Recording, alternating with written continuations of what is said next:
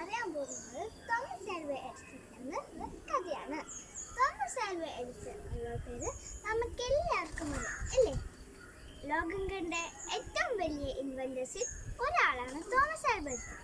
അദ്ദേഹത്തിന്റെ ജീവിതകാലവുമായി ബന്ധപ്പെട്ട ഒരു കഥ, അതാണ് ഞാൻ പറയാൻ പോകുന്നത് നിങ്ങൾക്ക് വേണ്ടി. അച്ഛനും അമ്മയും തോമസ് ആൽവ എഡിസനെ സ്നേഹത്തോടെ വിളിച്ചിരുന്നത് ആൽ എന്നാണ്. ആലിനെ സ്കൂളിൽ നിന്ന് പുറത്താക്കി. എന്താ കാര്യം? ആലിന്റെ വലിയ തലയും വിശാലമായ ലജ്ജയും കണ്ടപ്പോൾ അധ്യാപകന് തോന്നി, ഒരു തലയ്ക്ക് എന്തോ കുഴപ്പമുണ്ട്, ഇവന്റെ തലച്ചോറാകെ കലങ്ങി മറിഞ്ഞിരിക്കുന്നു. അതുകൊണ്ടാണ് ക്ലാസ്സിൽ പറയുന്ന കാര്യങ്ങളൊന്നും ഈ കുട്ടിക്ക് മനസ്സിലാകാത്തത്. അത് പോരാടിട്ട് കുട്ടിക്ക് കേൾവി കുറഞ്ഞു. എന്തായാലും ബുദ്ധിക്ക് പ്രശ്നമുള്ള ഇങ്ങനെ കുട്ടികളെ എന്നെ കൊണ്ട് പഠിപ്പിക്കാൻ പറ്റില്ല. അധ്യാപകൻ ആലിനോട് പറഞ്ഞു, നാളെ മുതൽ നീ ക്ലാസ്സിൽ വരണ്ട. ആലിന് ആകെ സങ്കടമായി. കുട്ടി ക്ലാസ്സിൽ വെച്ച് കരഞ്ഞു. അതേ ദിവസം തന്നെ അധ്യാപകൻ ആലിൻ്റെ കയ്യിൽ ഒരു കത്ത് എഴുതി കൊടുത്തു. എന്നിട്ട് പറഞ്ഞു, ഇത് നീ അമ്മയോ അച്ഛനെയോ കൊടുക്കാൻ. വീട്ടിൽ ചെന്നതും ആല് ആ കത്ത് അമ്മയുടെ കൊടുത്തു.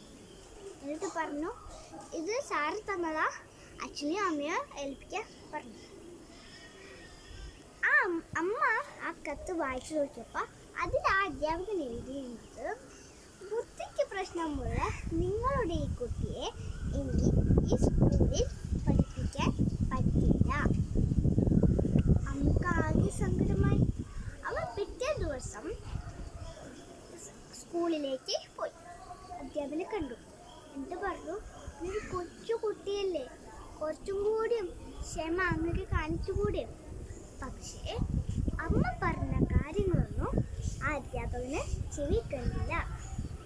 അധ്യാപകൻ പറഞ്ഞു, നിങ്ങളുടെ കുട്ടിക്ക് എന്തോ കുഴപ്പമുണ്ട്, തലയ്ക്ക് എന്തോ അസുഖമുണ്ട്, അതുകൊണ്ട് എനിക്കിനി പഠിപ്പിക്കാൻ പറ്റില്ല എന്ന് ഉറപ്പിച്ചു തന്നെ പറഞ്ഞു. പക്ഷെ അമ്മ ഈ കാര്യമൊന്നും ആലിനോട് പറഞ്ഞില്ല. പകരം അമ്മ പറഞ്ഞു, നീ അതിബുദ്ധിമാനാണ്, ബഹുമിടുക്കനാണ്, എൻ്റെ മോനെ പഠിപ്പിക്കാനുള്ള കഴിവ് നിന്റെ അധ്യാപകനില്ല. ഇനി മുതൽ എൻ്റെ മോനെ അമ്മ പഠിപ്പിക്കാം. അന്ന് മുതൽ ആലിൻ്റെ അമ്മ ഒരു അധ്യാപികയായി. അമ്മ അവന് എഴുതാനും വായിക്കാനും കണക്ക് കൂട്ടാനും ഒക്കെ പഠിപ്പിച്ചു. നല്ല നല്ല കഥകൾ വായിച്ചു കൊടുത്തു. നല്ല നല്ല കഥകൾ തിരഞ്ഞെടുത്ത് വായിച്ചു കേൾപ്പിച്ചു. ഈ കൂട്ടത്തിൽ അച്ഛനും അമ്മയും മകനും എല്ലാവർക്കും ഒരു കൂടി നിന്നു. ആൽ ഓരോ പുസ്തകങ്ങൾ വായിച്ചു കഴിയുമ്പോൾ അച്ഛനൊരു സമ്മാനം കൊടുത്തു. അതും പോരാനിട്ട് ആ ലൈബ്രറിയിൽ ഒരു മെമ്പർഷിപ്പും കൊടുത്തു. അതിൻ്റെ മെമ്പർഷിപ്പ് കൊടുത്തു. അങ്ങനെ കഥകളിലൂടെ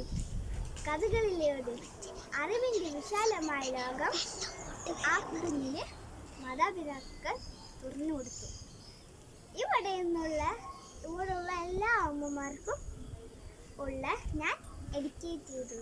താങ്ക് യു.